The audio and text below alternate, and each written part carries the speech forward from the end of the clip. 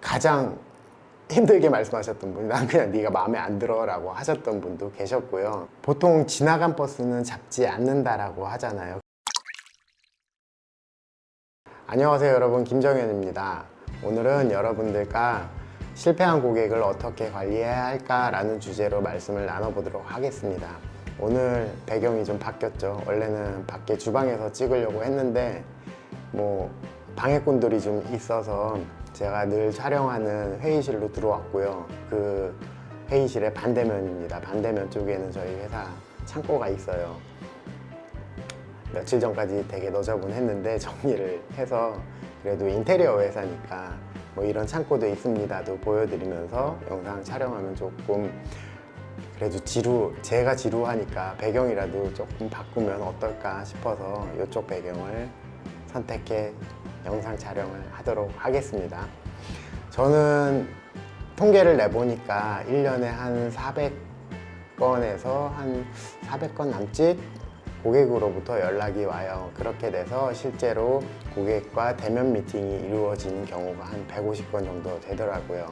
그리고 이 토탈 한 400건 중에서 실제 공사로 이루어지는 게 10%에서 한 많으면 15% 정도 이루어지고 있어요. 그러면 단순하게 계산해서 한 350분 정도는 제가 계약에 실패를 하게 되는 케이스죠. 물론 이 300군데가 넘는 곳을 다 공사를 하려면 많이 힘들겠죠.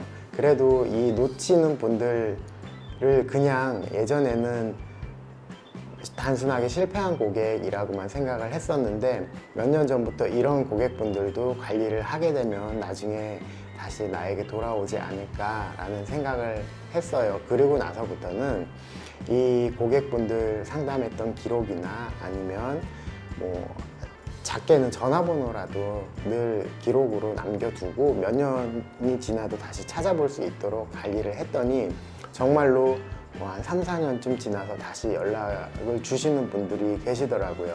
제가 이렇게 기록으로 남기고 있는 이유는 그 기록 안에 왜 실패를 했는지도 적기 시작했어요.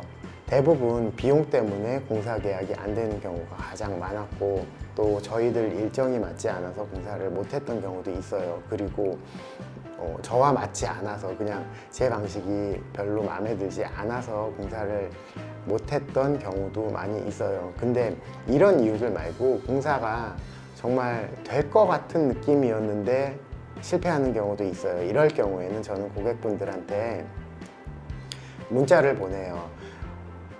제가 공사 수주를 못한 이유가 어떤 부족한 면이 있어서 그랬는지 부담스럽지 않으시다면 좀 알려주시면 감사하겠습니다 라는 문자를 보내면 한 10건 중에서 한두 건 정도는 답을 주세요. 실제로 가장 힘들게 말씀하셨던 분이 난 그냥 네가 마음에 안 들어 라고 하셨던 분도 계셨고요.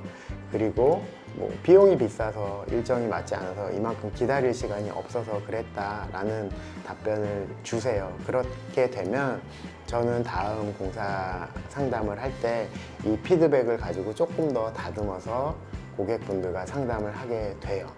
그리고 두 번째로는 제가 공사를 꾸준히 하고 있다라는 사실을 알려드려야 돼요. 언젠가 제 블로그나 SNS를 보셨던 분들은 1년이 지나던 2년이 지나던 한 번씩은 다시 들어오시게 되거든요. 이럴 때 이 회사는 꾸준히 공사를 하고 있구나 라는 거를 분명히 알려드려야 돼요. 이렇게 하기 위해서는 물론 저는 꾸준하게 블로그를 하고 있지만 그 블로그를 하는 이유 중에 하나가 실패했던 고객분들이 다시 보시고 참고를 하실 수도 있고, 또 분명히 다시 일을 하시게 됐을 때 한 번 더 찾아주실 수 있겠다라는 기대감에 꾸준히 운영을 하고 있죠. 실제로 이런 예가 있었어요. 한 3, 4년쯤에 연락을 줬었는데, 그때는 저희들 일정이 맞지 않아서 공사를 못 하셨다라고 하시면서 다시 연락을 주시고, 이번에 이전 기회가 있어서 재밌지만 기필코 너희들하고 공사를 하고 싶다라고 하셨던 병원 원장님이 계셔서 작년에 공사 마감을 한 적도 있고요. 또 상담을 하다가 거의 계약 성사 단계에 갔었는데 갑자기 저희보다 금액이 확 낮은 업체가 치고 들어오는 바람에 공사를 놓쳤던 적도 있어요. 물론 제가 제시했던 비용이 뭐 크게 비싸거나 그렇다고 싼 비용은 아니었어요. 적당하게 공사를 할 수 있는 비용이었는데 우려스럽긴 했지만 저렴하게 들어온 업체하고 공사 계약을 하시게 됐죠. 그리고 나서 한 일주일 정도 있다가 이 고객분한테 연락이 왔었어요. 처음 제시했던 비용보다 시간이 지나고 나니까 얼마를 더 원한다. 뭐 이미 공사는 다 버려놨는데 이런 경우 어떻게 해야 되는지 물어보시더라고요. 그래서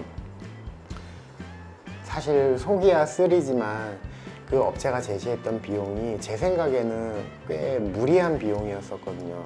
그래서 업체가 원하는 비용이 어느 정도 수준인지 여쭤보고 크게 무리하지 않는다면 그 비용이 맞는 비용이다 라고 설명을 드리고 공사를 하시게 했어요. 뭐 굉장히 고마워 하셨고 아마 몇 년이 지나서 다른 공사 아니면 이전을 하시게 된다거나 했을 때 저한테 연락을 주시지 않을까라는 기대감에 저는 그렇게 했었는데 재밌는 건 이분께서 물론 저하고 아직까지 공사를 하시진 않았는데 얼마 지나서 다른 분을 소개를 해주셨어요. 그래서 저는 그 다른 분 공사를 했던 경험도 있거든요. 보통 지나간 버스는 잡지 않는다라고 하잖아요. 근데 고객은 노선버스와 같다라는 생각을 가지고 있습니다. 노선버스는 기다리고 있으면 언젠가 다시 그 자리로 돌아오잖아요.